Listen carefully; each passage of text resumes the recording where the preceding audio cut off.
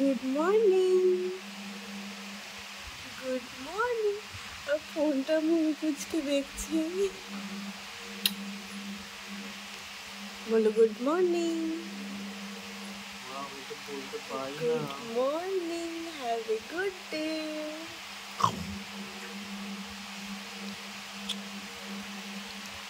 ওরে বাবা, বাবারে কত বড় করে হাই উঠছে, ঘুম ছেড়েছে। Hello everyone, good morning, welcome and welcome back to my channel. আশা করছি তোমরা সবাই অনেক অনেক ভালো আছো, আর আমরা অনেক ভালো আছি। তো আজকে আবার নতুন আরেকটা ব্লগ শুরু করলাম। এখন বাজে হচ্ছে যে সকাল মানে ওই 9:30 মতো বাজতে যাচ্ছে, ঠিক আছে। তো ওখানে নেহাল অ্যাড খাচ্ছে আর আমি কথা বলছি বলে নীল আমার মুখের দিকে তাকিয়ে আছে। আর আজকে আমি বেশ এক্সাইটেড, কারণ আজকে আমার একটা বিয়ে বাড়ি আছে।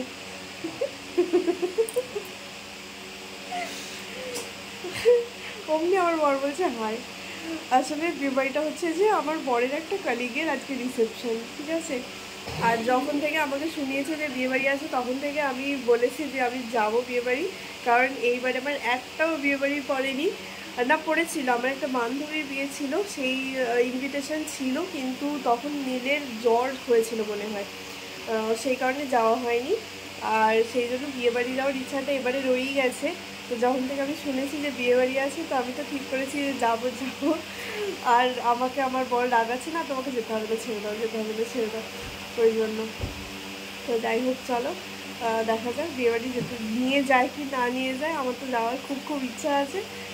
আর এখন হচ্ছে যে আমি একটুখানি ভিডিও এডিট করছিলাম, কারণ ভাবলাম যে কালকে ভিডিওটা এডিট করে দেবো, কিন্তু কালকে হলো না। এখন উঠে আমাকে এডিট করতে হচ্ছে তাড়াহুড়ো করে। এখনই আমার বর ফোন নিয়ে চলে যাবে, কারণ আমি হচ্ছে গরিব মানুষ, আমার কাছে ভালো ফোন নেই।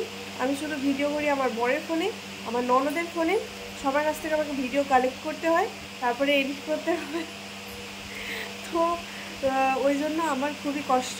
কালকে রাত্রিবেলা ওকে ফোন করেছিলাম, মানে নেহাকে ফোন করেছিলাম যে ভিডিও দে। ফোন করেছিলাম বলতে, ও থাকে ওপরতলার মানুষ, আর আমি থাকি নিচতলায়।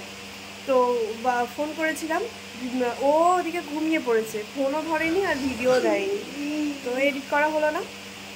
এখন আবার এডিট করছি, তাও আবার আমার বর এক্ষুনি মানে কাজে বেরোবে, তাড়াহুড়ো করবে, ফোন দাও ফোন দাও ফোন দাও। এই হচ্ছে আমার জীবন।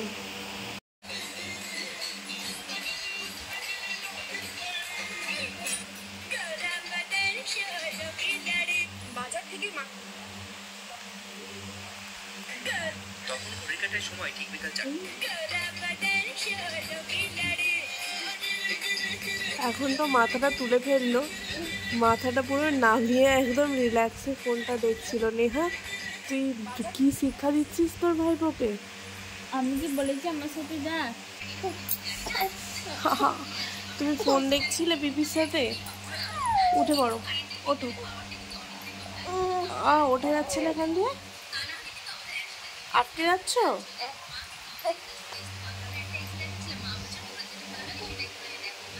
না, এবার ওঠো ওঠো ওঠো।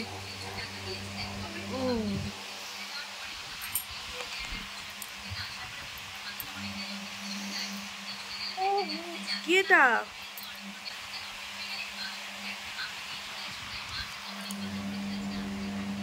কি এটা? পাখার রিমোট। যে কোনো জিনিস হাতে নিলেই প্রথম কাজ হচ্ছে সেটা মুখে দেওয়া। মুখে ঠিক দেবেই।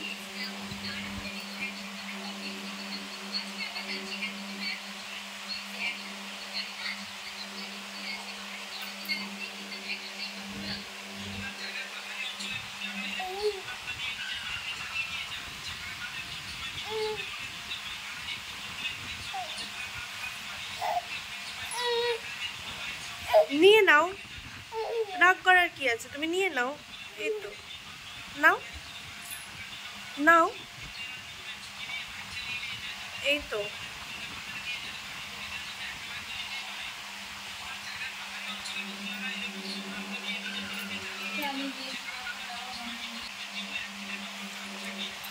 দেখেছো, আমাদের রুকুকে আজকে নিচে নামিয়ে আনা হয়েছে, আর ওই দুটো পায়রা মনে হয় এর সাথে ফ্রেন্ডশিপ করতে এসেছে। এই যে এর আমাদের রুকুর একটা চোখ খারাপ আছে, ওই জন্য ঘাড় বাঁকিয়ে বাঁকিয়ে দেখে, যেদিকটা ওকে দেখতে হবে সেদিকটাও ঘাড় বাঁকিয়ে দেখে। হাই রুকু, হ্যালো। ওই এক তোর বন্ধু এসেছে, তোর বন্ধু এসেছে রে।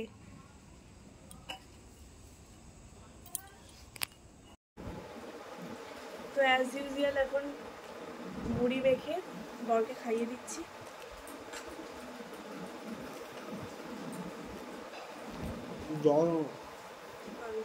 এই তো জল আমি এনেছি। ইয়ে ক্যা হ্যায়, তুই আমার ছেলেকে এমন করে কোলে নিয়েছিস কেন?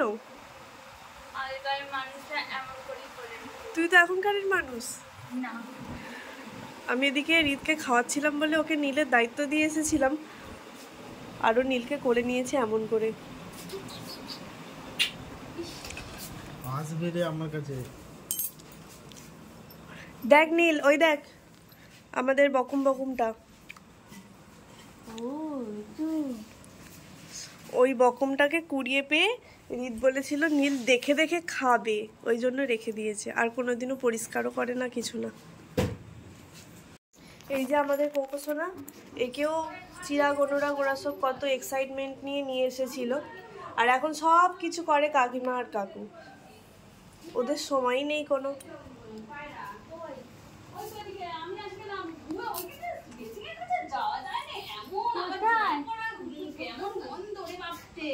ওই যে জলটা পড়েছে, ও তুই এটাকে দেখে বলছিলি?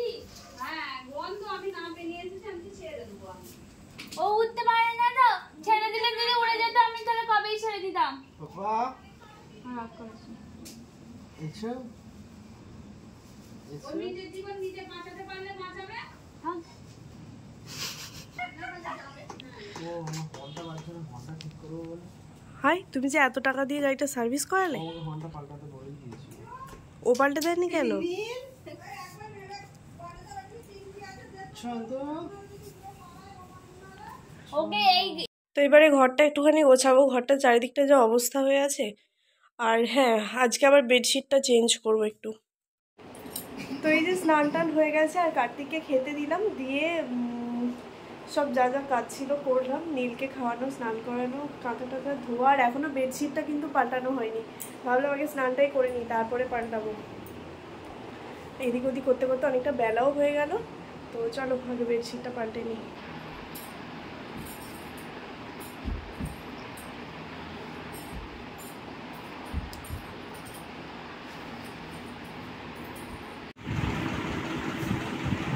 টুকি টুকি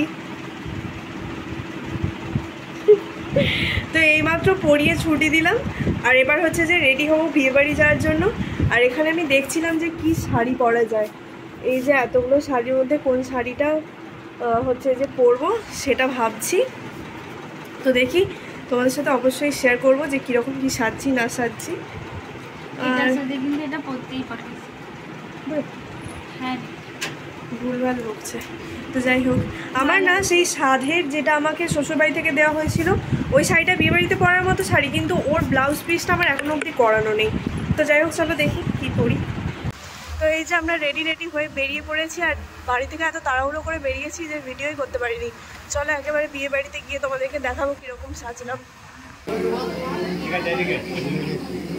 না না না,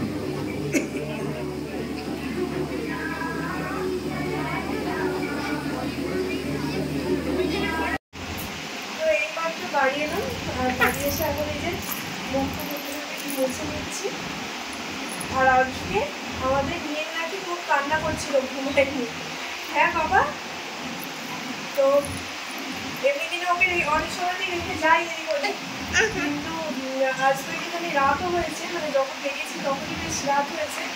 আর ওর ঘুমও পেয়েছিল, যখন বাড়ি থেকে বেরোচ্ছে তখন ওর ঘুম পেয়ে গেছিলো, কিন্তু তারপর বলছে নাকি, মানে বাড়িতে এসে শুনছি মা বলছে ঘুম থেকে উঠে পড়েছে তাড়াতাড়ি, আর উঠে নাকি কান্না করছে। তো জানি না ওর কী হয়েছিল, মন খারাপ বা ভয় বা যা হোক কিছু, মামাকে পাপাকে দেখতে পারিনি, সেই জন্য নাকি কাঁদছিল। দুষ্টু করছিলে, আজকে দুষ্টু করছিলে তুমি? পাপা ওদিকে কি দেখছো? আমার দিকে তাকাও। পাপা তোমাকে জিভ দেখাচ্ছে। এতক্ষণে মুখে হাসি ফুটেছে, না হলে বলছে নাকি ফুলফুল ফুলফুল করে কেঁদেই যাচ্ছিল। এবার বড় হয়ে বুঝতে শিখে যাচ্ছে, আর ওকে রেখে যাওয়া যাবে না। হ্যাঁ কথা শোনা। তো যাই হোক চলো, এখন প্রায় 11:30 মতো বাজতে যাচ্ছে। এবার চলো তাহলে আজকের ব্লগটা এখানে শেষ করা যাক। কেমন লাগলো অবশ্যই কমেন্টে জানিও। তো চলো সবাই খুব ভালো থেকো, সুস্থ থেকো। আজকের মতো টাটা।